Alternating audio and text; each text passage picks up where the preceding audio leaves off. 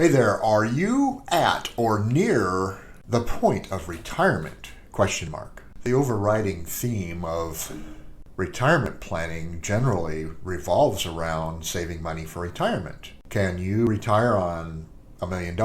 Question mark.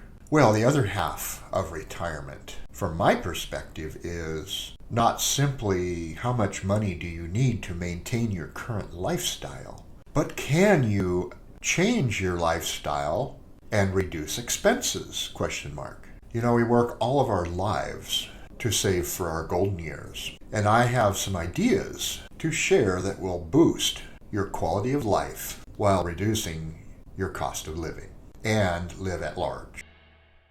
This is Joseph Nelson with the Ascend Home team.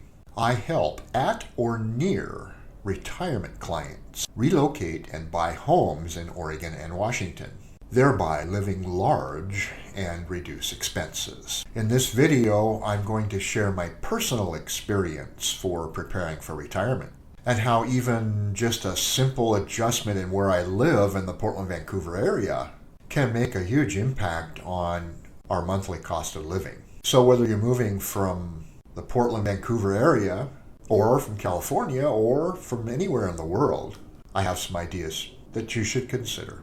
Okay, I help folks move to the Portland-Vancouver area all the time. 80% of my clients come from California, from one of the big cities like the Bay Area or LA. And here the property values are 2 to 3 times higher than that in the Portland-Vancouver market. Everyone's personal experience will be different, but most of my clients come from areas which are much more expensive to live in than in Portland-Vancouver. And typically these people have substantial amounts of cash. They either buy their property here cash or they have a small mortgage. So the majority have at least the resources for a substantial down payment and a small mortgage. In a nutshell, be thinking about this. Even in a environment when interest rates have peaked over 6%, the amount you save in other ways could far outshadow this increase in monthly payment. Okay, so let's get started. Let's start with a huge one. Washington has no state income tax. Oregon does, California does. Oregon's is progressive up to 10%, well, 9.9, we'll call it 10%. And that's just across the river from, say, Vancouver, where there's no income tax whatsoever. California up to about 12.3% state income tax. And then there's property tax. Our property tax in both Oregon and Washington are about 1% of the home value per year. So on a $500,000 valued home, your taxes are $5,000 a year. On property taxes, first of all, properties here are less costly by a factor of 2 or 3. Some of the property tax rates in California are quite a bit higher than in Washington or Oregon. Our taxes here are 1% of property value. So we take a $500,000 home, your taxes will be $5,000 a year. Most of the bigger cities in California, and this varies in California based on whether you're city, county, etc. The bigger cities generally are about 1.25% of your property value. And again, that value is 2 to 3 times what it is here in Oregon. So you're paying probably 4 times the property taxes that you would for a comparable home here in Oregon or Washington. But I would figure conservatively on lowering your property tax burden by half. $1 million home in the Bay Area, $12,300 for property taxes for the year. And because homeowners insurance is based on home value, your homeowners insurance is going to be less here. Let's look at a $1 million home in the Bay Area. Roughly $12,300 a year for taxes. Let's compare that to a $500,000 home here in Oregon or Washington. We'll say a $500,000 home here is comparable in size and quality as a $1 million home in the Bay Area. So again, $12,300 property tax for a $1 million home in the Bay Area, $5,000 property tax here for a $500,000 home in the Portland-Vancouver area, and that would be substantially a comparable home. And again, homeowners insurance follows the property value. The more your home's worth, the more you pay in homeowners insurance. So allow me to offer a personal example in regards to the potential savings when considering a move. I could give you countless examples of clients that I've worked with But I think it's a lot more meaningful when it's coming as a personal story. Not everybody shares all of their financial information with me other than how much money they have to spend for a home and what they want to spend for a home, etc.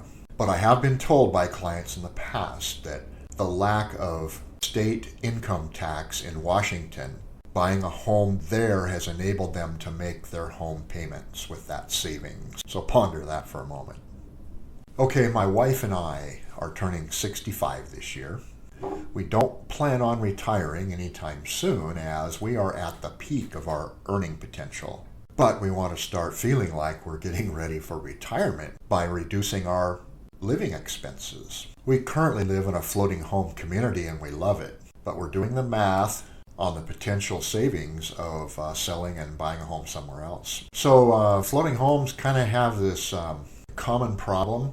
They don't have a lot of storage. We don't have a garage attached to our home, and that's typical. So you have to get everything you own into your home unless you rent storage space, and we do that. We have a storage facility attached right to our community where we rent a garage, and that's $290 a month. You know, if you have a 2-car garage or 3-car garage on a home on land, you've got area to put stuff there, and you also have a yard where you can build a shed if you need to store some stuff. But imagine storing everything you own inside your home and having no other options for storage. And that reality is true for floating homes. We have HOA fees here of $400 a month. Homeowners insurance is more costly. There are very few insurance companies that write insurance for floating homes, and it is typically 2 to 3 times higher in cost than a comparably priced home on land. Next, my wife works in Vancouver.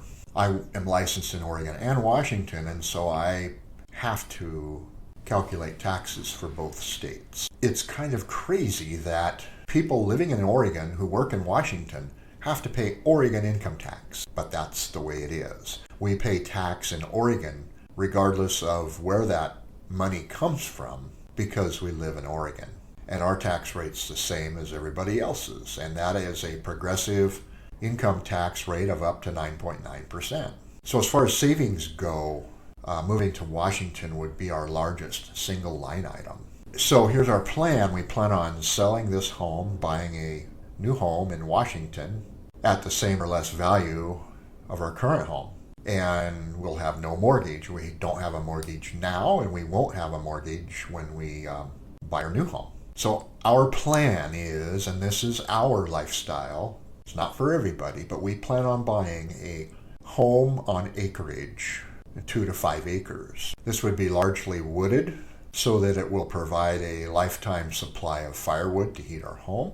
We don't want the burden of pastures and animals to take care of, and so we don't want 2 to 5 acres of grass. No, we want 2 to 5 acres of trees with a small cutout for the home.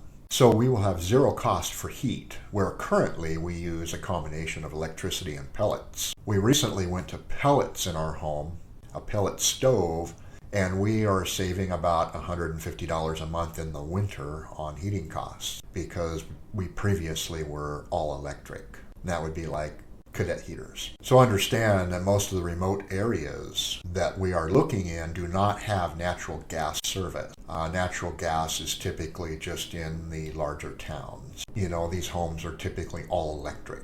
I don't know how far most of you are willing to go when it comes to reducing expenses for retirement, but it's become kind of a game for me. While we're still working, we plan on making improvements to our new property. Some of these improvements will be cosmetic, like maybe a new kitchen, new bathroom, new flooring. We really don't like wall-to-wall carpet. We're like most people, we just want all hardwood, laminate, vinyl plank, whatever it is, just no carpet, please. You know, area rugs are nice, but we're just not going to do carpet. And so we may end up having to spend some money to get the flooring done. The next thing we plan on doing is investing in a solar power system. There's many ways to go here. Some people go off grid. We're not those people. We really want to be able to use electricity when we need it and not have to go crazy on conservation. So we will still be tied to the grid, and we will be producing electricity when the sun's shining, and we will be using electricity from the grid when the sun is not shining. But overall, we will be at net zero. Actually, we're projecting around a $2,500 a year positive cash flow from our electric bill. And we don't want to get crazy about conservation and give up some of our creature comforts like a hot tub. Being on the grid allows us to draw power from the grid as though it's a big battery. And sometimes we add to it and sometimes we take from it. But there's some high electrical demand things that are really hard to plan for, like running a welder in your shop and so on. There are some things that just take a lot of power. Even your hot tub takes a lot of power. But we will have a battery bank storage for when the grid's down. Even in Portland, we had 3 periods this past winter where we had no electricity. We had some windstorms, rain and wind, and trees falling down on wires, etc., somewhere in the vicinity. This caused us to be without power for a number of hours multiple times this winter. So we'll have enough battery storage for approximately 3+ days of electric use. And that assumes that we're not making any new electricity with our solar panels, which is not going to be the case. So we will more than likely have 4 to 5 days of storage during power outages. So the bottom line here is, I haven't even tried penciling out whether solar is a good investment or not, and that's debatable. And we're going to spend in the neighborhood of $30,000, which we will pay for cash during the years we are still working. So our annual electric bill will be zero. And in fact, for the extra electricity we generate throughout the year, we think conservatively that we'll actually gain about $2,000 a year on our electric bill. Not pay anything, but get $2,000 credit. Sure, we're going to need to make some investments in energy efficient appliances, on-demand water heater, either electric or propane gas kitchen stove, energy efficient refrigerator and chest freezer. I've already mentioned that more than likely any home that we buy, we will want to make some improvements to fit our desires, kitchen remodel, new floors, etc. But through this process, our monthly expenses will be predictable, stable, and low. So let's look at our housing expenses. And these don't take into account your car, your fuel expenses, your groceries, etc. No, this is just the cost of your housing. Property taxes, $6,000. Homeowners insurance, $1,000. Home maintenance, $2,500 a year. Internet, $1,500 a year. Garbage, $360 a year. So our total cost of housing is projected to be $11,360 or $946 a month. Note that being on a well and septic, we will have no water or sewer costs other than periodic maintenance. Cost for our current housing, $21,880 a year or $1,823 a month. So the difference between the two homes is about $10,500 a year. And all these costs reflect not having a mortgage. This is assuming you have no mortgage, no house payment, and we're just maintaining the cost to live there. So quick wrap-up snapshot of our potential savings. Right now, we are spending $1,823 a month on housing. And the planned new amount is $946. So we are planning on cutting our living expenses in half. Pretty awesome considering you can't rent anything for $900 a month. And this cost is similar or even less than living in a manufactured home in a park and paying space rent. And since we're accustomed to a pretty amazing lifestyle living on the river, we will be looking for property that has a view or is on the water, a river, or a creek. So now, what are we doing to verify that all of our goals are realistic? Question mark. I set myself up with a property search with specific criteria of what we're looking for, just like I do for my clients. We came up with, on this search, 46 properties currently that do not exceed our price point. Now, not all these properties are desirable to us, but that's always the case. We've looked at a few, of the ones that we were the most interested in, and we have decided, yes, there are properties in our price point, in our search criteria, that we would be happy living in. So we are now armed with the information to move forward. Our goals are realistic, and we can move forward in confidence. So the next step is to sell our current home. The market's shifting. It's becoming more of a balanced market rather than a totally seller's market. The buyers are gaining some advantage. Still not a buyer's market, but it is becoming more balanced. So buying right now is easier than selling. Once you sell your home, with cash, you should be able to close within a couple weeks of making your initial offer. So we are either going to sell this home and buy a new one for less money than we currently have into our current home, or we will be getting a larger, nicer home than we currently have and spending the whole amount. And that's similar to what everybody does that's moving from more expensive areas. Most people opt to sell their home in the Bay Area for 1.2 and buy a $700,000 home here and not feel like they're giving up on lifestyle. So again, I do this all the time for clients, and it is exciting to be doing this for my wife and I. It's going to be fun and gratifying to use the skills I have learned and put them into action for us. And by the way, I have an amazing financial planner who has gone through the same process himself. He is near or at retirement age, but not quite ready to retire, and he has moved to Washington from Oregon, mainly to avoid the Oregon income tax. Let me know if you need a referral to this advisor. And I don't try to influence my clients on lifestyle. I have my preferred communities, of course, but this is based on quality of community in the way of safety and desirability. No, I listen to my clients and help them realize the lifestyle that they desire.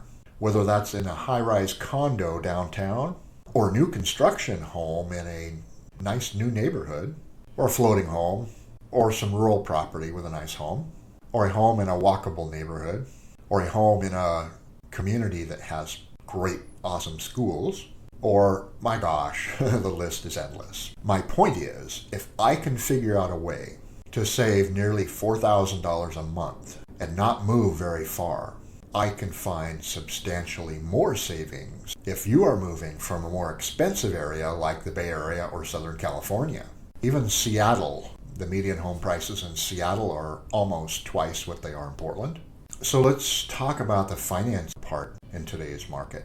We've just bumped over 6%, but I think I've made the case for such substantial savings that a higher interest rate will still position you for tons of money ahead, especially if you have a significant amount of money to bring to the deal from the sale of your previous home. But let's look at a $700,000 home in the Portland, Vancouver area with a 20% down payment. At the current rate of 6.15, your monthly payment would be about $1,000 more than it was when the interest rate was 3%. And this is just a fraction of the total savings that you could have by moving here. And once the smoke clears and the economy changes and the interest rates come down, you can always refinance with a lower cost. So call or text me to start a conversation about your own personal goals and situation. Let's start the process. I will take you through the process that I've outlined moments ago in this video. And I realize everybody's dreams and goals are different. So don't think I will be pushing you into the lifestyle that we want. No, we want to help you realize the lifestyle you want. But you have to call or text me to start your own moving experience. All of my contact information is below each video in the Show More section. And remember, I help at or near retirement clients relocate and buy homes in Oregon and Washington, thereby living large and reducing expenses. And this is most definitely the case in Washington. And with that, I am waiting for your text, call, or email. Thank you.